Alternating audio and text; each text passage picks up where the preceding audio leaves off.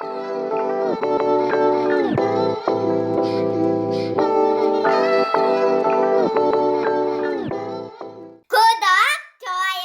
알림 버튼 부탁드립니다.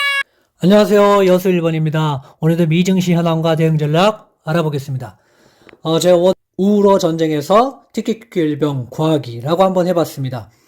우리가 지금 우크라이나 러시아 전쟁에 대해서 어떻게 반응을 해야 될지, 대응을 해야 될지, 예측은 또 어떻게 해야 될지에 대해서 여러분하고 오늘 설명을 해볼 텐데요. 같이 함께 나눠볼 텐데요.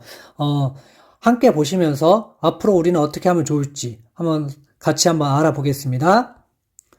어제는 여러분들이 다 아시다시피 풀이장에서 거의 한 3% 정도 빠졌다가 다시 올라왔다가 다시 또 빠졌다가 다시 제자리로 갔다. 뭐 이런 형국이었습니다. 그래서 여러분들 누구나 다 아실 수 있을 만큼 어저께 변동성이 어마어마하게 컸다는 겁니다. 그래서 러시아가 일단은 전쟁을 안 할 것처럼 제스처를 취하니까 올라갔다가 또 전쟁을 할 것 같은 또 제스처를 취하니까 또 떨어졌다가 뭐 이런 지금 현상입니다. 그래서 전쟁이 일어날지 안 일어날지는 그 누구도 알 수 없습니다. 그래서 이제 대피를 하라고 얘기를 했지만 그래도 러시아와 미국이 서로 본인들이 원하는 것을 다 가지고 가고 그냥 전쟁을 안 할 건지 이것만 챙기고 전쟁을 안 할 건지 아니면 전쟁이 일어날지에 대해서는 그 누구도 모른다는 겁니다. 그래서 여러분들이 전쟁이 일어나면 어떻게 해야 될지 안 해야 될지 같이 한번 나눠볼 건데요. 함께 계속 보겠습니다.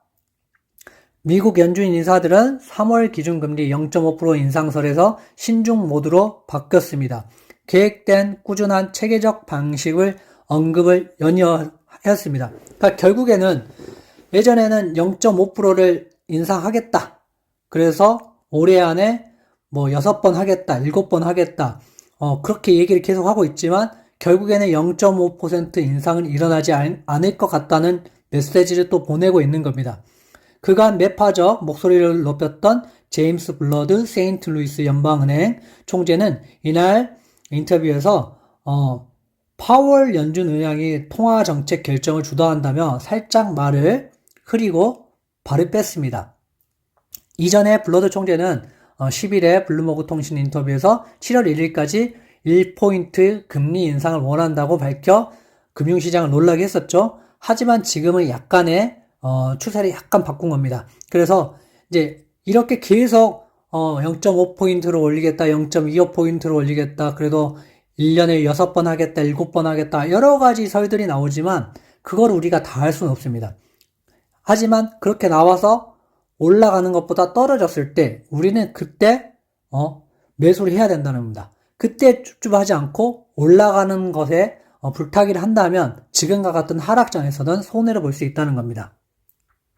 그래서 결국에는 점진적으로 인상을 할 것이고 사실상 0.5포인트 인상의 선을 그은 것입니다. 그래서 토마스 바킨 리치먼드 연 총재도 똑같이 이렇게 얘기했기 때문에 결국에 금리 인상은 어떻게 될지 계속 0.5포인트 올리겠다 또 안 올리겠다 여러 가지 의견들로 계속 바꿔갈 거고요. 그때마다 또 뭐 어떤 발표가 있을 때마다 계속 이것을 바꿔갈 겁니다. 그래서 이거를 너무 믿지 마시고 한쪽으로 너무 생각하지 마시고 이거는 바뀔 수 있다. 언제든지 시장이 바뀔 수 있기 때문에 우리가 이거에 대해서 너무 신경을 곤두세우고 보실 필요는 없다고 생각을 합니다. 그래서 결국에는 3월 회의에서 0.5포인트 인상을 할지 여부에 대해서는 언급하기엔 너무 이르다. 우리가 해야 할 일은 체계적이어야 한다. 점진적으로 하는 것을 항상 선호된다. 라고 이렇게 얘기를 하였습니다. 그리고 뉴욕 증시 연준, 긴축 우크라이나 리스크의 하락. 뭐 이렇게 나왔는데요. 결국에는 이제 우크라이나하고 러시아 간의 전쟁이 어떻게 되는가에 따라서 지금은 이제 움직이겠죠. 물론 전쟁이 나면 잠시 하락은 나올 거라고 생각을 합니다. 하지만 어떻게 됐는지 2014년도를 한번 가서 여러분들하고 한번 찾아보겠습니다.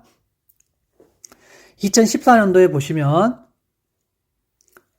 여기 2월 달에부터 시작을 해가지고 한번 떨어졌다가 다시 올라왔지만 쭉 빠져서 200일선까지 떨어졌습니다. 그러니까 한 10% 이상 가량 떨어졌는데 이제 이게 어떻게 될 것이냐.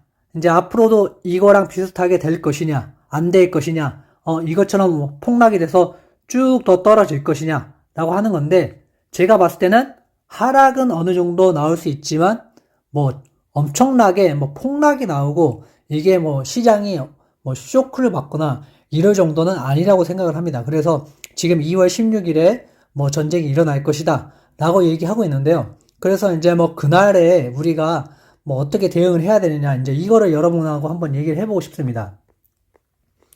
쭉 보시면,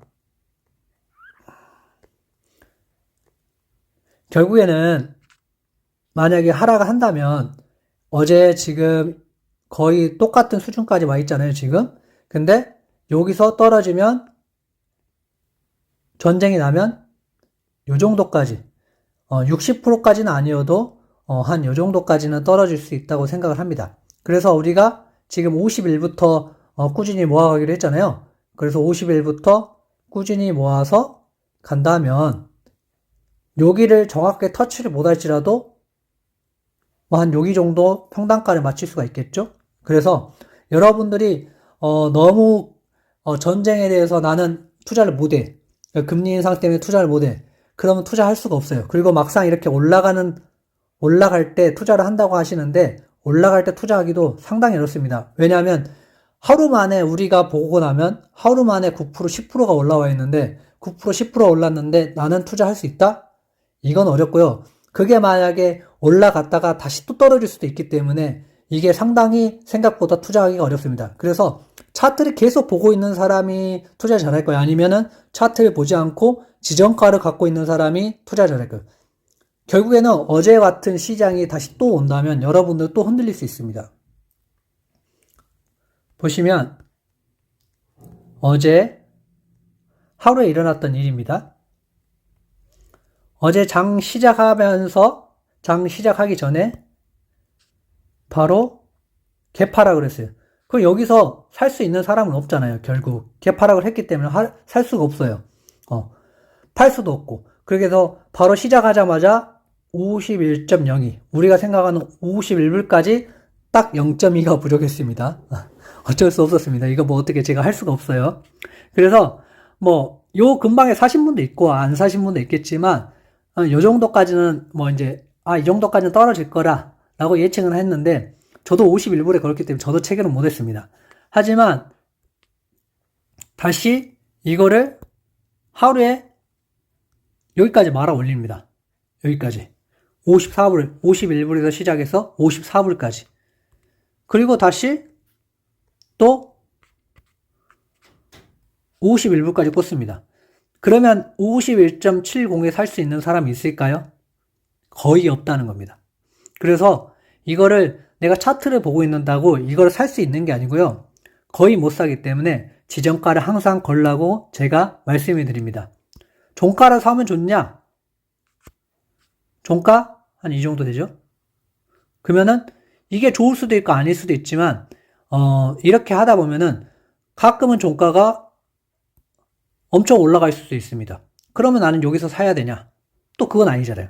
그러니까 지금 같은 하락장에서는 만약에 난 종가를 사고 싶고, 예를 들어서 지정가를 사고 싶다 그러면 반반 섞어가지고 하시길 바랍니다. 그래야지 여러분들이 어느 정도 평균 단가를 최대한 낮출 수 있다고 보고 있습니다. 그래서 TQQQ는 아무래도 이제 51불부터 다시 아무래도 시작을 하면, 저는 제 생각에는 좋을 것 같아서 저는 51불부터 다시 걸어볼 생각이고요.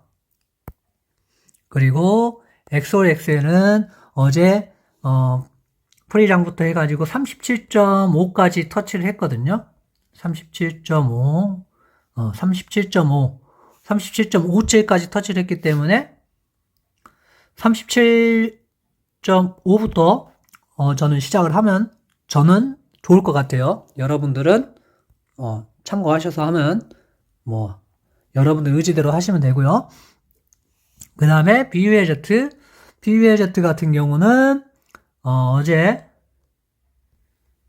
보실게요. 13.29까지 갔기 때문에 13.5도 저는 어제 체결이 됐거든요. 그래서 저는 13불부터 아래로 이제 걸 생각입니다. 그래서 여러분들도 뭐 그렇게 생각하시면 좋을 것 같아요. 그리고 FNGU도 보겠습니다. FNGU는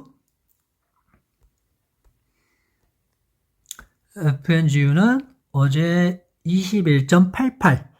그러니까 뭐 어제 21.5에 저도 걸어놨는데 어제 체결은 안 됐어요. 그래서 다시 21.5에 걸면 되지 않을까 싶습니다.